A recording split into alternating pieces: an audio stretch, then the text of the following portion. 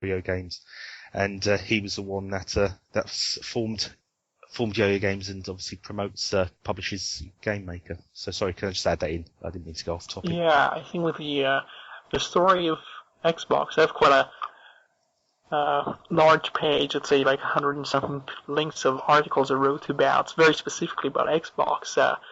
I think the layoffs started not layoffs, but maybe not forced layoffs, but quite a few people kind of left or were pushed out. 2007.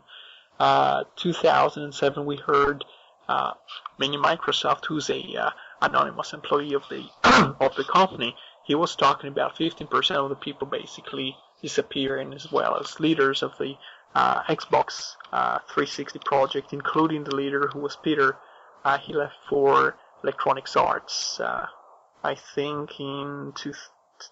it was early 2007, and it took quite a bit longer for quite a few directors that I've been following and the president of the whole division to leave a few months ago, which was to me it wasn't a big surprise. But what's interesting is not many people talked about inside trading he was doing a few years back when he knew about the charge to be taken for the Red Rings of Death. He basically sold lots of his stock. He basically metaphorically stole from the investors money based on knowledge he had, which they didn't have, and he was supposed to be investigated for it, but he wasn't. And now he's left, and he obviously he's made lots of money, like lots of people in Microsoft. But again, people tend to confuse very rich people out of a company with the success of the company, so they think that if a company produces rich people, the company is necessarily a very cash-rich company. Everything goes right, but I don't think that's the case with Microsoft anymore. I think they, and I've been reading about how they try to conceal all kinds of expenses they don't want you to know about, and they basically group it with a lesser-known component which they call other. So it's things like legal expenses and the online division or phones, and you have lots of things in Microsoft. Most things lose money; they don't make money, but it might change because Microsoft has killed like almost 60 products in recent years. So they kill lots of things, but the most profitable things, and there is a site which made a very strong claim. It basically said that 60% of Microsoft's profits come from Windows, another 60% comes from Office, and the rest is basically losing 20% to kind of balance things off. And I think it was an exaggeration, a simplification of the truth, but you still have to look very, very carefully at what the expenses are, because as in many of these reports, you have buckets being played, and the investors want to see positive numbers. And you see Microsoft breaking the rules or the regular procedures by basically not producing expectations before the results. They haven't been doing this for a year and a half, I think. And Joe Wilcox was the one mentioning that. Okay, what we'll do, Roy, in interest of time, we'll move on to some other topics, and I'm sure we're going to be coming back to this many times in future episodes. I've got a very quick piece of news for you here, and that's something I've been looking at today, which is of interest to me. It's a program called CAF. I'm sure I'm pronouncing that wrong, but it's CAPH, and it's one of these sandbox type games that relies on you drawing pictures in order to solve the puzzle. The description of it is CAF is a sandbox game based on physics. The game targets to make contact with red objects and green objects. It's basically something you see on the Nintendo DS, that type of game, and it's released under the GPL, and it's available as source code from SourceForge and a few other sites. So I'm going to put a link on the show notes as to where you can get it from. You will have to compile it yourself, but it's absolutely fantastic. So that was one of the things that I've been briefly looking at today. Looking through other news, I don't think I've got anything else. Have you heard about the copyright reforms in the... We previously talked about the UK trying to think about modernizing the copyright law. Mm-hmm. And now we have Neelie Kroes from the European Commission trying to do the same Europe-wide. And I suppose people would here with kind of thinking about continental Europe, and kind of the Commission is more like the rest of Europe.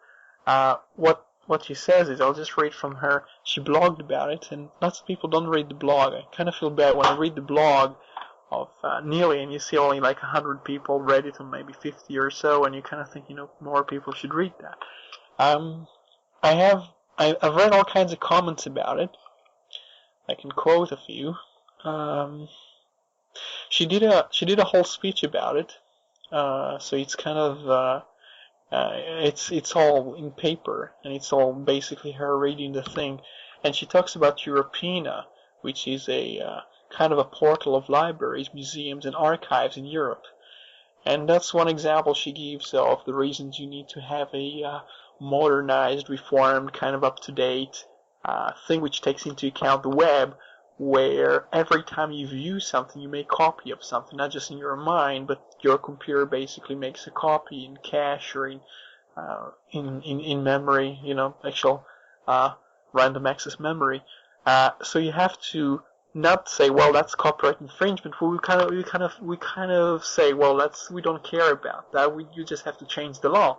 If people ignore the law, and you kind of say, well, it's fine to ignore this law because it makes no sense. Well, you need to fix the law then. That's what you have a person at Classic trying to tell the who is it? He's talking to WIPO now. He's trying to change the regulations regarding copyright, as far as I know. And then I have lots of the news you spoke about before, peer-to-peer and whatever is going on with the... Did you hear about LimeWire and the secret development team that's kind of trying to put it back into life now? Yeah, I briefly covered it in a TechBytes article on my site, just LimeWire Rises from the Grave. I was never a fan of it, or even a supporter of LimeWire. I think it's no great loss in a productivity sense that LimeWire's gone. It was a haven for malware, and some very disturbing people came from that whole community. I didn't think it served anything of value to the wider community. That was my opinion. I didn't see LimeWire as any great loss to anybody. The implications it has, I've covered before, and I think the implications it has for the future in other sites or other services might be something to look at. But in respect of of LimeWire itself, I never saw any value in it at all. Yeah, people who participated in the site, they weren't. I don't talk about participants, not the administrators, but they basically just move on to the next place. So. The problem isn't being resolved, and I think it's important to show in this story to try and explain, well, you can fire these companies, but people will just move underground. In the worst of cases, then you cannot fight them because they'll move to use VPN, or they'll use all kinds of Tor-based connections, or they might use encryption. Now, lots of people start to use encryption, I think especially in France, because they passed the laws to do with 3 strikes now. So basically what you see is, well, they pass the laws, and more people go even more obscure and more secret about their sharing of files, some of it illegally. So I just think sometimes you have to accept that the pursuit of people sharing things they can hear and things they can see, and they can capture these things with cameras if they want, with a tripod. They can always share these things, and if you try to pretend that you can fight that, it's kind of like trying to pretend drugs will disappear, or that you can. It's just a very costly thing to. Yeah, it's certainly very futile, and it does it. In most cases, it doesn't even send the problem underground. It just moves people onto the next. And they don't have it. Well, I suppose the thing being blamed here is the invention of the internet, but that's just I don't buy the excuse, because people can use the hard drives and they can just share it around. A person, and this is a point Glenn Moody makes very often, is, well, it's just take persons. If you don't have the internet, okay, let's assume that people don't have the convenience of having the internet. Well, people can share hard drives and they can just copy things around. They probably would do that.